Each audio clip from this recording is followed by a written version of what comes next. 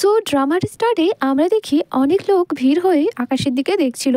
তারপর আমরা ম্যানেজারকে দেখি যে আইডলটাকে ডাকছিল তাদের ফার্স্ট রেডিও ইন্টারভিউ এর জন্য। ওরা সবে ডেবিউ হয়েছে। এর মধ্যে আমাদের এই ড্রামার মেইন ক্যারেক্টারকে দেখায় যার নাম সিয়নজে। সে ইন্টারভিউ এর জন্য অনেক বেশি এক্সাইটেড ছিল। যখনই তারা ইন্টারভিউ এর জন্য পৌঁছায় তখন সিয়নের ফ্রেন্ড তার ফেভারিট আইডলকে দেখে। সে অনেক প্রিটি ছিল। সিয়নের ফ্রেন্ড তার কাছে গিয়ে অটোগ্রাফ চায়। ওখানে সবাই তাকে বলে তুমি এভাবে তার সাথে দেখা করতে পারো না। ওই মেয়েটি বলে কোনো ব্যাপার নয়, ও আমার বড় ফ্যান, তাই আমি ওর উইশ পূরণ করব। তারপর সে সিয়নের ফ্রেন্ডের টি শার্টে অটোগ্রাফ দেয়। সিয়নের ফ্রেন্ড অনেক খুশি হয়। অন্যদিকে হসপিটালে অ্যাডমিট আমাদের ফিমেল লিডকে দেখি যার নাম ইনসল, যার সাথে অনেক খারাপ কিছু হয়েছে। সে একটা অ্যাক্সিডেন্টের কারণে তার লেগস প্যারালাইজড হয়ে গেছে। সে কখনো হাঁটতে পারবে না। ইমসলপের মম ওর জন্য অনেক টেনশন করছিল। এই জন্য তাকে রিল্যাক্স ফিল করানোর জন্য এদিক ওদিকার কথা বলছিল, কিন্তু ইনসল তার মমের কোনো কথায় রেসপন্স করে না। সেখানে দেখি রেডিওতে সিয়নজের গ্রুপের ব্যাপারে বলছিল। ভুল করে ইনসলের মাদার তার রং নেল কাট করে দেয়, যার কারণে ব্লিডিং হচ্ছিল, কিন্তু ইনসল এতে কোনো রিয়াক্ট করে না। ইনসলের এমন কন্ডিশন দেখে ইনসলের মম অনেক কান্না করছিল। তারপর ইনসলের মম বলে আমি মেডিসিন নিতে যাচ্ছি। ইনসলের হাত থেকে ভুল করে গ্লাস পড়ে যায়। ইনসলের মম বলে আমি এটা ক্লিন করতে কাউকে নিয়ে আসছি।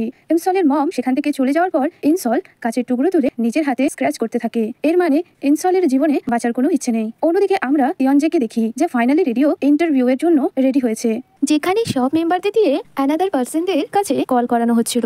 আর যখন সিয়নজের টার্ন আসে এবং ওই কল কানেক্ট হয় ইনসলের মোবাইলেতে। প্রথমে ইনসল কল রিসিভ করতে চাইছিল না। সামনের আন্ট যখন ইনসলকে বারবার করে কল রিসিভ করতে বলে ফাইনালি ইনসল কলটি পিক করে। সিয়নজি ইনসলকে নিজের পরিচয় দেয়। ইনসল বলে আমি তোমাকে জানি না। এটা শুনে সিয়নজি সাইলেন্ট হয়ে যায়। তখন সিয়নজের ফ্রেন্ড নিজের ব্যান্ডের নাম বলে। সিয়নজের ফ্রেন্ড বলে তুমি অবশ্যই আমাদের ব্যান্ডের নাম শুনেছো, আমরা 2 বছর আগে ডেবিউ হয়েছি। ইনসল বলে না, আমি এরকম কোনো ব্যান্ডের নাম জানি না।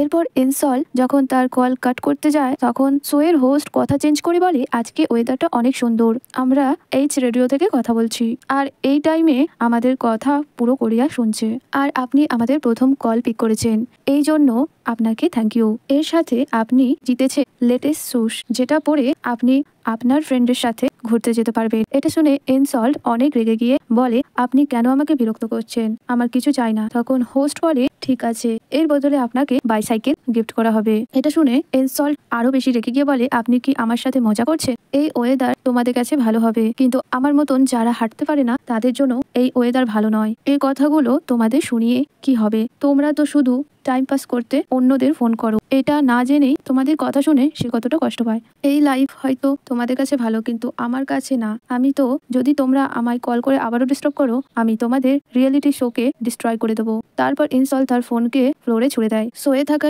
মেম্বাররা ইনসলের কথা শুনে বলে এ এত রেগে আছে কেন? শোয়ের বাইরে থেকে বলছিল কল কাট করতে, কিন্তু সিয়নজে এরকমটা করে না, বরং তার সাথে কথা বলা ট্রাই করে। সিয়নজে বলে তুমি কি আমার কথা শুনতে পাচ্ছ? তুমি অবশ্যই আমার কথা শুনতে পাচ্ছ, আমি তোমাকে কিছু বলতে চাই। ইনসল বলে না, আমি তোমার কোনো কথা শুনতে চাই না। ইনসল তার মমকে ডাকতে থাকে। তখন সিয়নজে বলে তোমাকে বেঁচে থাকার জন্য ধন্যবাদ। ইনসল তার কথা শুনে চুপ হয়ে যায়। সিয়নজে আবারও বলতে শুরু করে